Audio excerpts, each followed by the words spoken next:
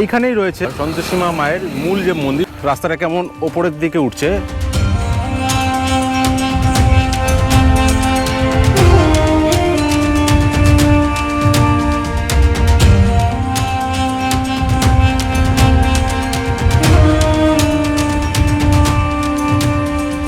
ধর্মবৈচিত্র্য আমাদের ভারতবর্ষের একটি অন্যতম বৈশিষ্ট্যপূর্ণ জিনিস। নমস্কার বন্ধুরা, সবাইকে সুস্বাগতম আমার এই চ্যানেলে অর্থাৎ দ্য এক্সট্রো ইন্ডিয়ানিতে। এখানে বলেছি বরাবরই নতুন নতুন বা দারুণ দারুণ কিছু ভিডিও পাবেন, মানে বিভিন্ন অজানা রহস্য, সেই রকমই একটি তথ্য। মানে আজকে মধ্য ভারতের একটি জায়গা, সেখানে রয়েছে একটি সন্তোষীমা মায়ের মন্দির। সেই মন্দিরকে ঘিরেই নবরাত্রির জনজোয়ার চলছে। একদম স্টেট হাইওয়ে 25, তার উপরেই অবস্থিত একটি মন্দির সংলগ্ন এরিয়া। দেখুন এই যে এইখানটা হচ্ছে মন্দিরটা রয়েছে, আমি সরাসরি সেই মন্দিরে নিয়ে চলে যাবো। মন্দিরটিকে খুব সুন্দর সুসজ্জিত করেছে মন্দির কমিটি, আর সত্যিই এটা দারুণ লাগছে। এইরকম একটি জায়গায় চারিদিকে আদিবাসী মানুষজন, তার মাঝখানে একটা এত সুন্দর সন্তোষীমা মায়ের মন্দির ধার্মিক জায়গার মধ্যে চলে এসেছে। দেখুন কি সুন্দর চারিদিকটা, খুব নিরিবিলি শান্ত হয়ে রয়েছে। দেখুন আমি গর্ভগৃহে ঢুকতেই আমি দেখতে পাচ্ছি দুইজন পণ্ডিত পূজারী রয়েছে এখানে, এবং সরাসরি আমি দেখাচ্ছি মায়ের মূর্তি অর্থাৎ মায়ের বিগ্রহ মন্দিরে রয়েছে প্রধান পুরোহিত। তার কাছে দুটো চারটে প্রশ্ন করে নেব। প্রথমে বলবো কিতনা সাল পুরানা है ये मंदिर? बहुत साल पुराना। बहुत साल पुराना। इसका प्रतिमा कितना साल पुराना है? प्रतिमा अभी 50 साल तक लगभग। 50 साल का। मेरा जन्म नहीं हुआ था तब से है ये पत्थर का है क्या? ये पत्थर का है एकदम जी। कौन सा टाइम में सबसे ज्यादा लोग आते हैं? सबसे नवरात्रि में, नवरात्रि में। और कोई टाइम है क्या? नहीं, कुवार है और शिवरात्रि। और प्रसाद में यहाँ से मंदिर कमेटी क्या खिलाता है? प्रसाद इसमें प्रसाद के रूप में हम फलीदाना और इलायची देते हैं, और फल जो भी चढ़ता है उसको देते हैं, मिठाई देते हैं। कोई भोग वगैरह चढ़ाता है? जी भोग वगैरह भंडारा वगैरह खुलता है। नवरात्र में 3 रोज भंडारा होता है, 3 दिन के। टाइमिंग कितना है? सुबह से शाम तक सुबह से शाम तक। जी। अच्छा। आज भी भंडारा दिया जाएगा इसमें। वाह। आज खिचड़ी पकेगा। अच्छा। প্রচুর ধরনের মানুষ আসছে, প্রচুর বাঙালি অবাঙালি সমস্ত ধরনের মানুষ এখানে আসে তাদের মনস্কামনা নিয়ে এই মাতাজির কাছে পুজো দিতে। মন্দিরের পাশেই কিন্তু পুজো দেওয়ার সমস্ত সামগ্রী নিয়ে বসে আছে বিভিন্ন ভাইয়েরা। এই মন্দিরটা বিশেষত, মানে বিশেষ করে কেন এতটা পপুলার বা জনপ্রিয় এই মন্দিরটা, তার কারণ হচ্ছে আমি ঠিক দেখিয়ে দেবো। আমার ক্যামেরার পিছনে একটি বিশাল বড় পাহাড় রয়েছে, ওইটাই হচ্ছে ধরা হয় পাহাড়ের উপরে মূল মন্দির, যেটাকে কেন্দ্র করে নিচে এরকম একটি মন্দির প্রতিষ্ঠা করা হয়েছে, স্থাপন করা হয়েছে। তো আমি সেইখানটা নিয়ে যাব আমার দর্শক বন্ধুদেরকে, সেটা সরাসরি সেই জায়গাটা দেখাবো। পাহাড়টিতে উঠতে মোটামুটি সিঁড়ি আছে, প্রায় সবাই তো এখানে বলছে 1 ঘন্টা মতো হেঁটে লাগবে। তো আশা করছি আমি আমার দর্শক বন্ধুদের কাছে সমস্তটাই দেখাতে পারবো, মানে এই মন্দিরটির মূল যে আকর্ষণ, প্রধান আকর্ষণটা সমস্তটাই তোমাদের দেখাতে পারবো। এই যে গাড়ি এবং গাড়ির পেছন দিকে পাহাড় রয়েছে, এই যে এখানটায় পাহাড়ের একদম পিকটা, এইখানেই রয়েছে সন্তোষীমা মায়ের মূল যে মন্দির প্রথম যখন স্থাপন হয়েছিল পাহাড়ের কোলে, সেই মন্দিরটি কিন্তু এখানে সবাই মানত করে হেঁটে হেঁটে যায় এবং তাদের মনস্কামনা পূরণ হয়। যাই হোক, আমি এখন আস্তে আস্তে ওই মূল মন্দির অর্থাৎ পাহাড়ের উপরে সেই সন্তোষীমা মায়ের মন্দিরের দিকে এগোচ্ছি, লাল মাটির রাস্তা ধরে। সত্যি দারুণ একটি পরিবেশ, চারিদিকে ছোট ছোট দোকান নিয়ে বসেছে এখানকার দোকানিরা পয়সার নিয়ে। তার মধ্যে দিয়ে এরকম একটি জায়গায় যাওয়ার অনুভূতি সত্যিই দারুণ। যদিও প্রকৃতিমা একদম সাজিয়ে তুলেছে, চারিদিকে শস্য শ্যামলার মতো সবুজ, তার মাঝখানে একটি মন্দির। দেখুন আস্তে আস্তে রাস্তাটা কেমন ওপরের দিকে উঠছে, মানে ঠিক দেখুন চড়াই, এরকমই রাস্তা পুরো এখন উঠবে। বেশ কিছুটা চলে এসেছি, কিন্তু এখন মানে একটু ব্রিদিং প্রবলেম হচ্ছে পাহাড়ের উপরে অনেকটা আসার পর মনে হচ্ছে এবার আস্তে আস্তে সিঁড়ি আছে, কিন্তু সিঁড়ির কথা শুনে আরও ভয় লাগছে। বলছে 535 খানা নাকি সিঁড়ি, শুনে প্রচণ্ড ভয় লাগছে। এখন ঠিক মনে হচ্ছে ওই ছোটোবেলায় ঠাকুমার ঝুলিতে একটি গল্প ছিল, গল্পের একটা ছোট্ট সংলাপ ছিল, সেটা হচ্ছে এত উঁচু পাহাড়, এর উপর সাধু থাকে। তো আমার ঠিক এরকম অবস্থা এখন, হ্যাঁ সত্যি একটু বেশি উঁচু। এবং আমি নিচটা একটু দেখিয়ে দেবো, দেখুন অনেক দূর থেকে আসছে।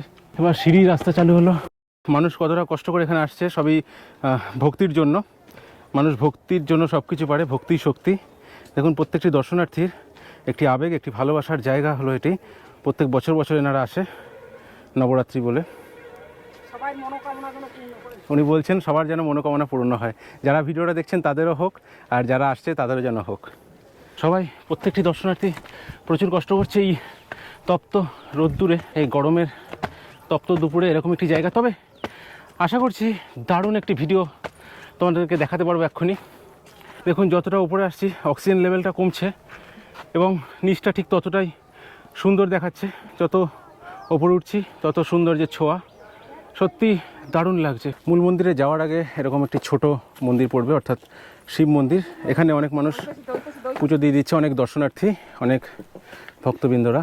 দেখে নিন, এখন প্রায় অর্ধেকের বেশি রাস্তা চলে আসার পর একটু মনে জোর পাওয়া যাচ্ছে। অনেক দর্শনার্থী প্রায় হাঁপিয়ে গেছে এখানেই। শিব মন্দিরের পেছনের দিকটা রাস্তা এটা, এবং খুবই দুর্গম, এবার খুবই দুর্গম রাস্তা।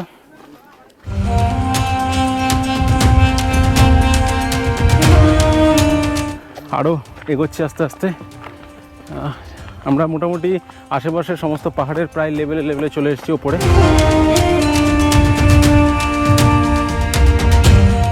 পাহাড়ের বাঁকে বাঁকে ছোট ছোট পসার নিয়ে বসেছে এখানকার স্থানীয় আদিবাসীরা। একটু স্বস্তির নিঃশ্বাস যে জলের বোতল পাওয়া যাচ্ছে। দেখুন বাইরের ওয়েদারের থেকে এখানকার ওয়েদার যথেষ্ট ঠান্ডা এবং চারিদিকে জঙ্গল, ঘন জঙ্গল। এখানে ওই দোকান থেকে শুনলাম যে এখনও মোটামুটি 1 কিলোমিটার মতো হাঁটতে হবে।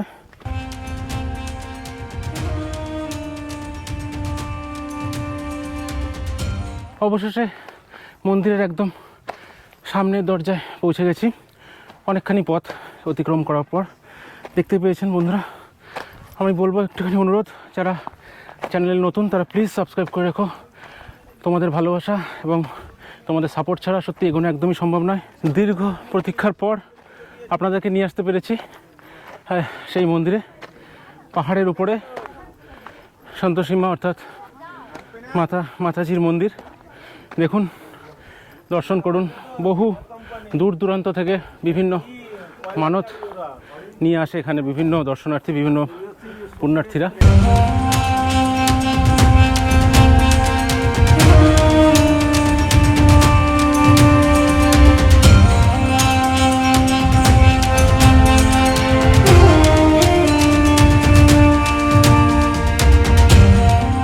মন্দিরটির চারিদিকে অপার সৌন্দর্যের ডালি দিয়ে সাজানো, পুরো প্রকৃতি মা যেন একদম ভর করেছে এই জায়গাটিকে।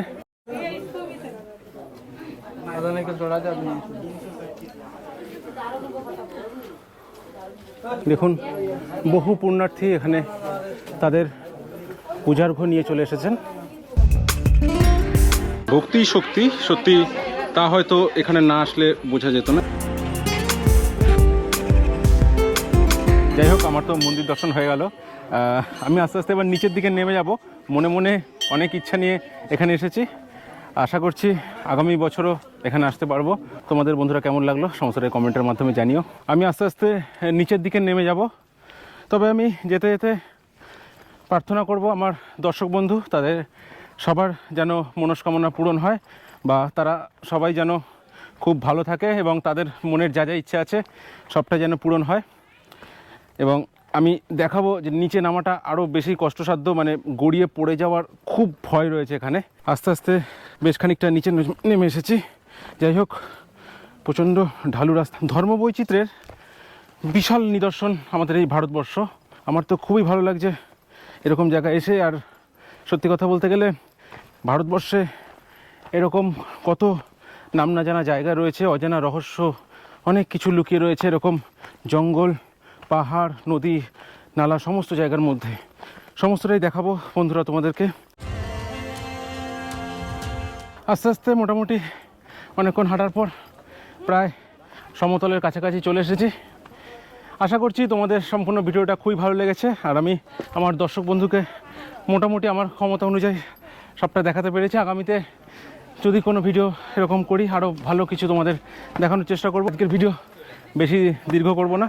দেখা হচ্ছে আবার পরবর্তী কোনো একটি ভিডিওতে। আজকের মতো টাটা।